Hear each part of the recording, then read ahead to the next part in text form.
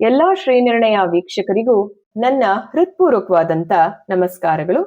ನಿಮ್ಮ ಹಾರೈಕೆ ಆಶೀರ್ವಾದಗಳು ಸದಾ ಶ್ರೀನಿರ್ಣಯ ಮೇಲಿರ್ಲಿ.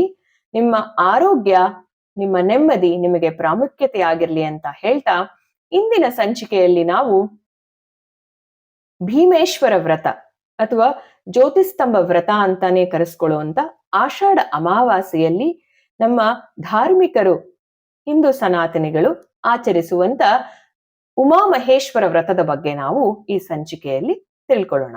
ಅದಕ್ ಮುಂಚೆ ಶಿವನ ಬಗ್ಗೆ ಒಂದು ಸಣ್ಣ ಪ್ರಾರ್ಥನೆಯನ್ನ ಮಾಡಿ, ತದನಂತರ ಜ್ಯೋತಿರ್ಲಿಂಗದ ಒಂದು ಸ್ತೋತ್ರವನ್ನ ಕೂಡ ನಾವು ಈ ಸಂಚಿಕೆಯಲ್ಲಿ ತಿಳ್ಕೊಳ್ಳೋಣ.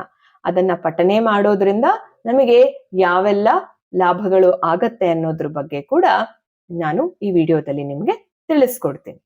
ವಂದೇ ಶಂಭುಂ ಉಮಾಪತಿಂ ಸುರಗುರುಂ ವಂದೇ ಜಗತ್ಕಾರಣಂ ವಂದೇ ಪನ್ನಗಭೂಷಣಂ ಮೃಗಧರಂ ವಂದೇ ಪಶೂನಾಂ ಪತಿಂ ವಂದೇ ಸೂರ್ಯ ಶಶಾಂಕ ವನ್ನಿನಯನಂ ವಂದೇ ಮುಕುಂದ ಪ್ರಿಯಂ ವಂದೇ ಭಕ್ತಜನಾಶ್ರಯಂ ಚ ವರದಂ ವಂದೇ ಶಿವಂ ಶಂಕರಂ ವಂದೇ ಶಿವಂ ಶಂಕರಂ.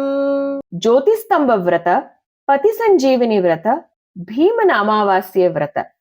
ಈ ವ್ರತ ಆಷಾಢ ಬಹುಳ ಅಮಾವಾಸ್ಯೆಯ ದಿವಸ ಮಾಡಬೇಕಾಗತ್ತೆ. ಈ ವ್ರತವನ್ನ ವಿವಾಹಿತರು ಅವಿವಾಹಿತರು ಕೂಡ ಮಾಡಬಹುದು. ಯುವತಿಯರು 9 ವರ್ಷಗಳ ಕಾಲ ಈ ವ್ರತವನ್ನ ಆಚರಿಸಿ ಉದ್ಯಾಪನೆ ಮಾಡಬೇಕಾಗತ್ತೆ. ಅಮಾವಾಸ್ಯೆಯು 2 ದಿನ ವ್ಯಾಪ್ತಿ ಇದ್ರೆ 2ನೇ ದಿನವೇ ವ್ರತವನ್ನ ಮಾಡಬೇಕಾಗತ್ತೆ. ವ್ರತದ ದಿವಸ ಹೆಣ್ಣು ಮಕ್ಕಳು ಸುಮಂಗಲಿಯರು ಮಂಗಳ ಸ್ನಾನವನ್ನ ಮಾಡಿಕೊಂಡು ಮಂಟಪವನ್ನ ನಿರ್ಮಿಸಿ ಅದರಲ್ಲಿ ಧಾನ್ಯ ರಾಶಿಯನ್ನ ಮಾಡಿ ಅದರ ಮೇಲೆ ದೀಪಸ್ತಂಭವನ್ನಿಟ್ಟು ಗೋಧಿ ಹಿಟ್ಟಿನ ಅಥವಾ ಅಕ್ಕಿ ಹಿಟ್ಟಿನ ಭಕ್ಷ್ಯಗಳನ್ನು ಮೋದಕಗಳನ್ನು ನೈವೇದ್ಯ ಮಾಡಿ ಈಶ್ವರನಿಗೆ ಆರಾಧಿಸಬೇಕಾಗತ್ತೆ. ಈ ವ್ರತ ಗಂಡು ಮಕ್ಕಳು ರಾಜ್ಯ ದೊರೆತುದರ ಗುರಿತಾಗಿ ಈ ದಿನ ಹೊಸಲಿನ ಮೇಲೆ ಭಂಡಾರವನ್ನ ಕೂಡ ಕೆಲವರು ಹೊಡೆಯುವಂತ ಒಂದು ಸಂಪ್ರದಾಯವನ್ನ ಇಟ್ಕೊಂಡಿದ್ದಾರೆ. ಅಜ್ಜಯುಕ್ತವಾದ ನವಗ್ರಂಥಿಯುಳ್ಳ ವರ್ತಿಯಿಂದ ನೀರಾಜನವನ್ನ ಮಾಡಬೇಕು ಆಗತ್ತೆ.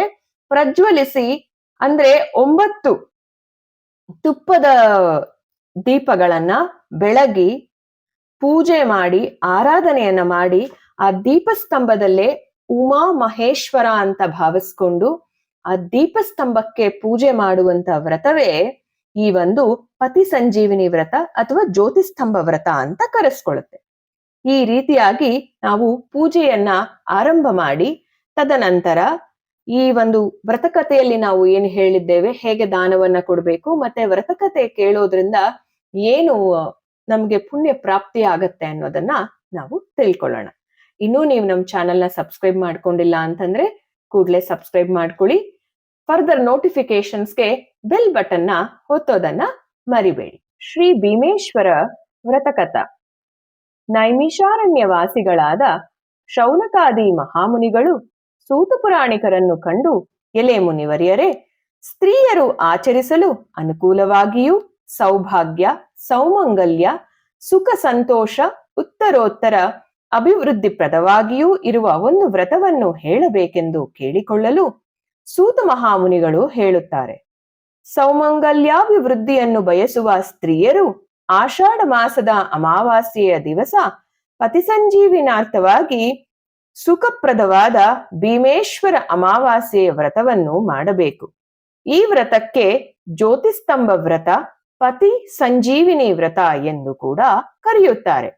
ಆ ದಿವಸ ಸ್ತ್ರೀಯರು ಮಂಗಳ ಸ್ನಾನವನ್ನು ಮಾಡಿ ಪೂಜಾಗೃಹವನ್ನು ರಂಗವಲ್ಯಾದಿಗಳಿಂದ ಅಲಂಕರಿಸಿ ಪೀಠವನ್ನು ಹಾಕಿ ಅದರ ಮೇಲೆ ಅಕ್ಕಿಯನ್ನು ಹರಡಿ ಆ ಸ್ಥಳದಲ್ಲಿ 2 ಮಣ್ಣಿನ ಬೊಂಬೆಗಳನ್ನು ಜ್ಯೋತಿಸ್ತಂಭವೆಂಬ ವಿಧಾನದಿಂದ ಒಂದು ದೀಪವನ್ನು ಇಟ್ಟು ಉಮಾಸಹಿತನಾದ ಮಹೇಶ್ವರನನ್ನು ಆವಾಹಿಸಿ ಜ್ಯೋತಿರ್ಮಯಾತ್ಮನೆಂದು ಭಕ್ತಿಯಿಂದ ಧ್ಯಾನಿಸುತ್ತಾ ತುಪ್ಪದ ದೀಪವನ್ನು ಹಚ್ಚಿರುವ ದೀಪಸ್ತಂಭವನ್ನು ಆ ಸ್ಥಳದಲ್ಲಿಟ್ಟು ಆ ಸ್ತಂಭದಲ್ಲಿರುವ ಉಮಾಮಹೇಶ್ವರನನ್ನು ಭಕ್ತಿಯಿಂದ ಪೂಜಿಸಿ ಗೋಧೂಮ ಪಿಷ್ಟದಿಂದಲೂ ಕಡುಬುಗಳಿಂದಲೂ ನೈವೇದ್ಯವನ್ನು ಮಾಡಿ ಅದನ್ನು 100ರಂತೆ ಆಚಾರ್ಯರಿಗೂ ಉಪಾಯನವಾಗಿ ಕೊಡಬೇಕು.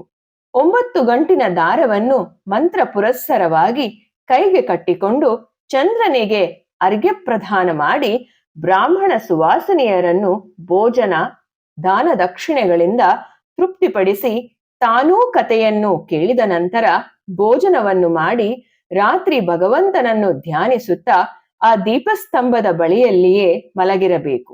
ಈ ರೀತಿ 9 ವರ್ಷಗಳ ಕಾಲ ಮಾಡಿ ಉದ್ಯಾಪನೆಯನ್ನು ಮಾಡಬೇಕು. ಈ ರೀತಿ ಮಾಡಿದರೆ ಸರ್ವ ಇಷ್ಟಾರ್ಥಗಳು ಲಭಿಸುವವು. ಇಂತಹ ಸರ್ವ ಉತ್ತಮವಾದ ವ್ರತವನ್ನು ಮಾಡಿ ಸತ್ತ ಪತಿಯನ್ನು ಬದುಕಿಸಿಕೊಂಡ ಒಬ್ಬ ಪತಿವ್ರತೆಯ ಕಥೆಯನ್ನು ನಿಮಗೆ ತಿಳಿಸುತ್ತೇನೆ. ಪೂರ್ವದಲ್ಲಿ ಸೌರಾಷ್ಟ್ರ ದೇಶದಲ್ಲಿ ವಜ್ರಬಾಹುವೆಂಬ ರಾಜನು ಧರ್ಮದಿಂದ ರಾಜ್ಯಭಾರ ಮಾಡುತ್ತಿದ್ದನು. ಸಾಧ್ವಿಯಾದ ಪತ್ನಿಯು ಸರ್ವಶಾಸ್ತ್ರ ವಿಶಾರದನು, ಸುಂದರನು, ಧೈರ್ಯವಂತನೂ ಆದ ವೈಜಯಶೇಖರನೆಂಬ ಒಬ್ಬ ಮಗನೂ ಕೂಡ ಇದ್ದನು. ಪ್ರಾಪ್ತ ವಯಸ್ಕನಾದ ಮಗನಿಗೆ ಮದುವೆ ಮಾಡಬೇಕೆಂದು ಯೋಚಿಸುತ್ತಿರುವಲ್ಲಿಯೇ ಅವನು ದೈವಯೋಗದಿಂದ ಮೃತನಾದನು. ಅತ್ಯಂತ ದುಃಖತಪ್ತರಾದ ಆ ರಾಜದಂಪತಿಗಳು ಮೃತನಾದ ಪುತ್ರನ ಕಳೇಬರಕ್ಕೆ ವಿವಾಹವನ್ನು ಮಾಡಿ ಸಂತೋಷಿಸಬೇಕೆಂದು ಯೋಚಿಸಿ, ಈ ನನ್ನ ಮೃತನಾದ ಮಗನಿಗೆ ಮದುವೆಗಾಗಿ ಹೆಣ್ಣು ಕೊಡತಕ್ಕವರಿಗೆ ಲಕ್ಷ ದ್ರವ್ಯವನ್ನು ಕೊಡುವೆನೆಂದು ಪಟ್ಟಣದಲ್ಲೆಲ್ಲ ಡಂಗೂರವನ್ನು ಹೊಡೆಸಿದರು. ಆ ಪಟ್ಟಣದಲ್ಲಿ ವೇದಾಂಗ ಸಕಲ ಶಾಸ್ತ್ರ ಪಾರಂಗತನೂ ಅಗ್ನಿಹೋತ್ರ ಕರ್ಮನಿರತನೂ ದರಿದ್ರನೂ ಆದ ಮಾಧವ ಶರ್ಮನೆಂಬ ಬ್ರಾಹ್ಮಣನಿಗೆ ಪತ್ನಿ 5 ಜನ ಹೆಣ್ಣು ಮಕ್ಕಳು, 9 ಜನ ಗಂಡು ಮಕ್ಕಳಿದ್ದರು. ಮಾಧವ ಶರ್ಮನು ತನ್ನ ಪತ್ನಿ ಸುಶೀಲೆಗೆ ಡಂಗೂರದ ವಿಷಯವನ್ನು ತಿಳಿಸಿ, ತಾನು ಪೂರ್ಣ ವಿದ್ಯಾವಂತನಾಗಿದ್ದರೂ ನಾವು ದಾರಿದ್ರ್ಯದಿಂದ ಪೀಡಿತರಾಗಿದ್ದೇವೆ. ಮಕ್ಕಳಿಗೆ ಸರಿಯಾಗಿ ಆಹಾರ ಕೊಡಲು ಸಾಧ್ಯವಾಗಿಲ್ಲ.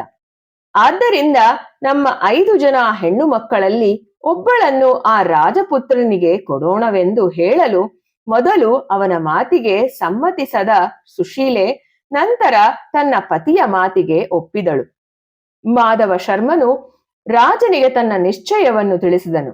ರಾಜನು ಮಾಧವ ಶರ್ಮನಿಗೆ ಲಕ್ಷ ದ್ರವ್ಯವನ್ನು ಕೊಟ್ಟು ಅವನ ಮಗಳನ್ನು ತನ್ನ ಮಗನಿಗೆ ಶಾಸ್ತ್ರೋಕ್ತವಾಗಿ ಮದುವೆ ಮಾಡಿಸಿ ಅನಂತರ ಶವವನ್ನು ಸಂಸ್ಕಾರಕ್ಕಾಗಿ ಸ್ಮಶಾನಕ್ಕೆ ತೆಗೆದುಕೊಂಡು ಹೋಗಿ ಚಿತೆಯನ್ನು ನಿರ್ಮಿಸಿ ಅದರ ಮೇಲೆ ಶವವನ್ನಿಟ್ಟು ಸೊಸೆಗೆ ಬೆಂಕಿಯನ್ನು ಹಾಕುವಂತೆ ತಿಳಿಸಿದನು. ಪತಿಭಕ್ತಿ ಪಾರಾಯಣೆಯಾದ ಆ ಹುಡುಗಿಯು ಮನಸ್ಸಿನಲ್ಲಿ ಪರಮೇಶ್ವರನನ್ನು ಧ್ಯಾನಿಸುತ್ತಾ ಅಗ್ನಿಯನ್ನು ಪ್ರತಿಷ್ಠಾಪಿಸಿದಳು. ಕೂಡಲೇ ಅಗಾಧವಾದ ಮಳೆಯು ಬಂದು ಎಲ್ಲೆಲ್ಲೂ ನೀರು ತುಂಬಿಕೊಂಡಿತು. ರಾಜನು, ಪರಿವಾರದವರು, ಇತರರು ತಮ್ಮ ತಮ್ಮ ಮನೆಗಳಿಗೆ ಹೊರಟು ಹೋದರು. ಆ ದಿನ ಅಮಾವಾಸ್ಯೆಯಾಗಿದ್ದ ಕಾರಣ ಗಾಢಾಂಧಕಾರವೂ ಕೂಡ ಹಬ್ಬಿತ್ತು. ಆ ದುರ್ಗಮ ಪ್ರದೇಶದಲ್ಲಿ ಆ ಬಾಲಕಿಯೊಬ್ಬಳೇ ರೋಧಿಸುತ್ತಾ ಈ ಕಷ್ಟ ಸಮಯದಲ್ಲಿ ತನಗೆ ಮತ್ತಾರೂ ಗತಿಯಿಲ್ಲವೆಂದು ಬಗೆದು ಭಗವಂತನನ್ನು ಕುರಿತು ಭಕ್ತಿಯಿಂದ ಬೇಡಿಕೊಂಡಳು. ಭಕ್ತವತ್ಸಲ, ಮಹಾದೇವ, ಮೃತ್ಯುಂಜಯ, ನಿನ್ನ ಹೊರತು ನನಗೆ ಮತ್ಯಾರೂ ದಿಕ್ಕಿಲ್ಲ. ನಿನ್ನಿಂದ ಮಾರ್ಕಾಂಡೇಯನು, ಚ್ಯವನ ಋಷಿಯು, ಶ್ವೇತವಾಹನನು ಪೂರ್ಣ ಆಯಸ್ಸನ್ನು ಪಡೆದರು. ರತಿದೇವಿಗೂ ಸ್ವಾಹ ಸ್ವದೇಯರಿಗೂ ಮಾರ್ಕಾಂಡೇಯನ ಪತ್ನಿಗೂ ನೀನು ಸೌಭಾಗ್ಯವನ್ನು ದಯಪಾಲಿಸಿರುವೆ. ಹಾಗೆಯೇ ನನ್ನ ಪತಿ ಜೀವನವನ್ನು ಉಳಿಸಿ ನನ್ನ ಸೌಭಾಗ್ಯವನ್ನು ಕಾಪಾಡು ಎಂಬುದಾಗಿ ಪರಶಿವನನ್ನು ಬೇಡಿಕೊಳ್ಳುತ್ತಿದ್ದಳು. ಆಗ ದಯಾಳುವಾದ ಪರಮೇಶ್ವರನು ನಂದಿ ವಾಹನನಾಗಿ ಪಾರ್ವತಿಯೊಡನೆ ಗೂಡಿ ಆ ಸ್ಮಶಾನಕ್ಕೆ ಬಂದು ಆ ಭಕ್ತಳಿಗೆ ದರ್ಶನವನ್ನು ಕೊಟ್ಟನು. ಆಗ ಆ ಕನ್ಯಾಮಣಿಯು ಭಕ್ತಿಯಿಂದ ಶಿವ ಪಾರ್ವತಿಯರಿಗೆ ನಮಸ್ಕರಿಸಿ ತನ್ನ ಪ್ರಾರ್ಥನೆಯನ್ನು ಅನುಗ್ರಹಿಸಿ ಕಾಪಾಡಬೇಕೆಂದು ಪ್ರಾರ್ಥಿಸಲು, ಆಗ ಪರಮೇಶ್ವರನು ಈ ಭೀಮೇಶ್ವರ ಅಮಾವಾಸ್ಯೆಯ ವ್ರತವನ್ನು ಆಚರಿಸಲು ತಿಳಿಸಿ ವ್ರತಕ್ರಮವನ್ನು ವಿವರಿಸಿ, ಅದರಂತೆ ನೀನು ಮಾಡಿದರೆ ನಿನ್ನ ಪತಿಯು ಜೀವನವು ಉಳಿಯುವುದು ಎಂದು ಹೇಳಿ ಅದೃಶ್ಯನಾದನು. ಕೂಡಲೇ ಆಕೆ ಸಂತೋಷಭರಿತಳಾಗಿ ಹತ್ತಿರದಲ್ಲೇ ಇದ್ದ ಮಣ್ಣಿನಿಂದ ದೀಪಸ್ತಂಭವನ್ನು ಮಾಡಿ ಆಲದ ಹಾಲನ್ನು ಎಣ್ಣೆಯಾಗಿ ಹಾಕಿ ಆಲದ ನಾರಿನಿಂದ ಬತ್ತಿಯನ್ನು ಮಾಡಿ ಆಲದ ಎಲೆಗಳನ್ನು ವಿಳ್ಳೆದೆಳೆಯನ್ನಾಗಿಸಿ ಹಣ್ಣುಗಳನ್ನು ಅಡಿಕೆಯಾಗಿಯೂ ಚಿಗುರು ಗರಿಕೆಗಳನ್ನು ಹೂವಾಗಿಯೂ ಮಾಡಿಕೊಂಡು ಮಣ್ಣಿನ ಉಂಡೆಗಳಿಂದ ಕಡುಬುಗಳನ್ನು ಮಾಡಿಟ್ಟುಕೊಂಡು ಭಕ್ತಿಯಿಂದ ಮನಸ್ಸಿನಲ್ಲಿ ಧೂಪ, ದೀಪ, ನೈವೇದ್ಯ, ತಾಂಬೂಲ, ದಕ್ಷಿಣೆಗಳನ್ನು ಸ್ಮರಿಸುತ್ತಾ ಏಕಚಿತ್ತ ಮನೋಭಾವದಿಂದ ದೃಢ ಸಂಕಲ್ಪಳಾಗಿ ಭೀಮೇಶ್ವರ ವ್ರತವನ್ನು ಮಾಡಿ ಮುಗಿಸಿದಳು. ಆ ವ್ರತದ ಪ್ರಭಾವದಿಂದ ಮಲಗಿದ್ದವರು ಏಳುವಂತೆ ಚಿತೆಯ ಮೇಲಿದ್ದ ರಾಜಪುತ್ರನು ಎದ್ದು ಕುಳಿತನು. ಸ್ಮಶಾನವೇ ಅರಮನೆಯಾಯಿತು, ಚಿತೆಯೇ ಪರ್ಯಂಕವಾಯಿತು.